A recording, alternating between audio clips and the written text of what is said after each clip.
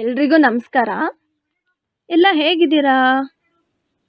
ನಿಮ್ಮೆಲ್ರಿಗೂ ಗೊತ್ತಿರೋ ಹಾಗೆ ಹಣ್ಣುಗಳಲ್ಲಿ ತುಂಬ ವೆರೈಟೀಸ್ ಇದೆ. ಸಿಹಿ, ಹುಳಿ, ಕಹಿ, ಸಪ್ಪೆಯಾಗಿರುವಂಥ ಹಣ್ಣುಗಳು ನೂರಾರು.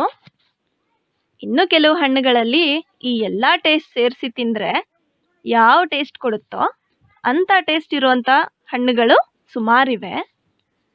ಇಂಥ ಹಣ್ಣುಗಳಲ್ಲಿ ಒಂದಾದ ಸ್ಟಾರ್ ಫ್ರೂಟ್ ಅಂದರೆ ಕೊಬ್ಬರಿ ಹಣ್ಣು ಬಗ್ಗೆ ನಾನು ನಿಮಗೆಲ್ಲ ತಿಳಿಸ್ಕೊಡ್ತೀನಿ.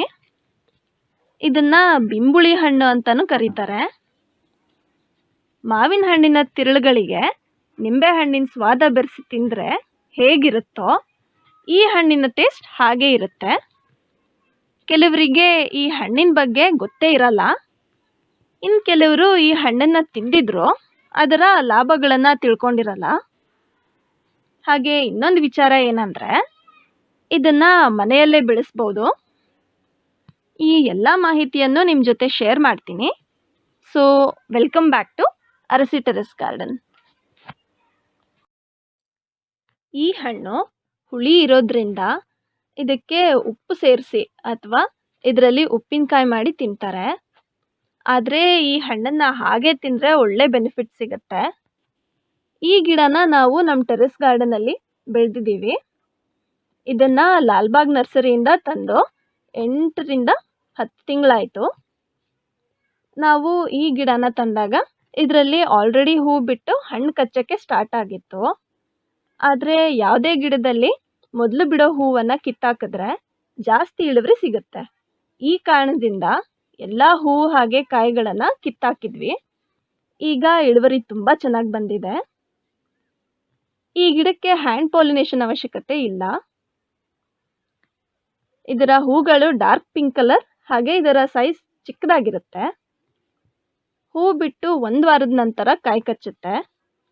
ಈ ಕಾಯಿ ನಮ್ಮ ಅಂಗೈಯಷ್ಟು ಉದ್ದ ಆಗಿ ಅದರ ಬಣ್ಣ ಹಸಿರಿಂದ ಹಳದಿ ಆಗೋಕ್ಕೆ 60 ರಿಂದ 75 ದಿನ ತಗೊಳ್ಳುತ್ತೆ.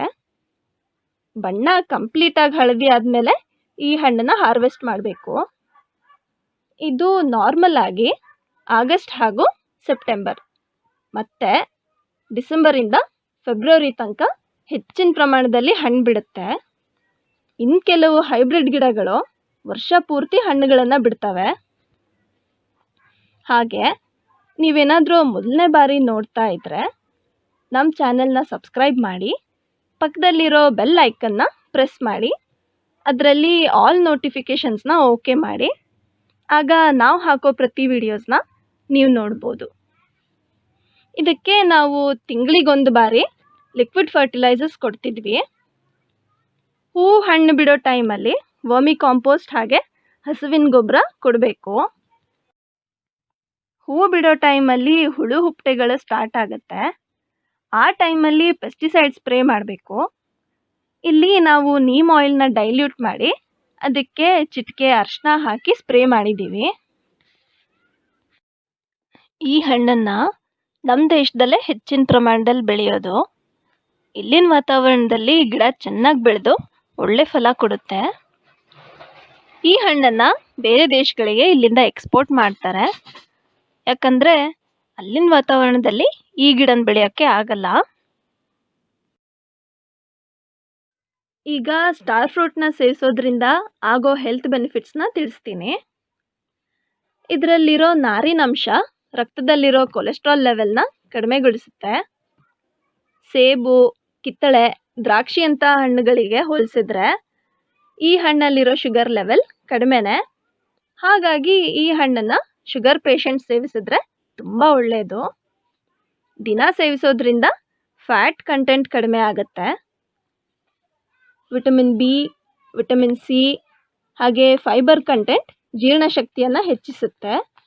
ಹಾಗಾಗಿ ಇದನ್ನು ಸಲಾಡ್ಗಳಲ್ಲಿ ಬಳಸ್ತಾರೆ. ಇದನ್ನು ಬಸರಿ ಹೆಂಗಸರು ಸೇವಿಸಿದ್ರೆ ತುಂಬ ಒಳ್ಳೆಯದು. ಅವರಲ್ಲಿ ಹಾರ್ಮೋನ್ಸ್ನ ಕಂಟ್ರೋಲ್ ಮಾಡಿ ಸ್ಟ್ರೆಸ್ಸನ್ನು ಕಡಿಮೆ ಮಾಡುತ್ತೆ. ಹಾಗೆ ಯೂರಿನ್ ಇನ್ಫೆಕ್ಷನ್ಸನ್ನು ತಡೆಗಟ್ಟುತ್ತೆ. ಹೊಟ್ಟೆಯಲ್ಲಿರೋ ಮಗುವಿನ ಬೆಳವಣಿಗೆಗೆ ಸಹಾಯ ಮಾಡುತ್ತೆ.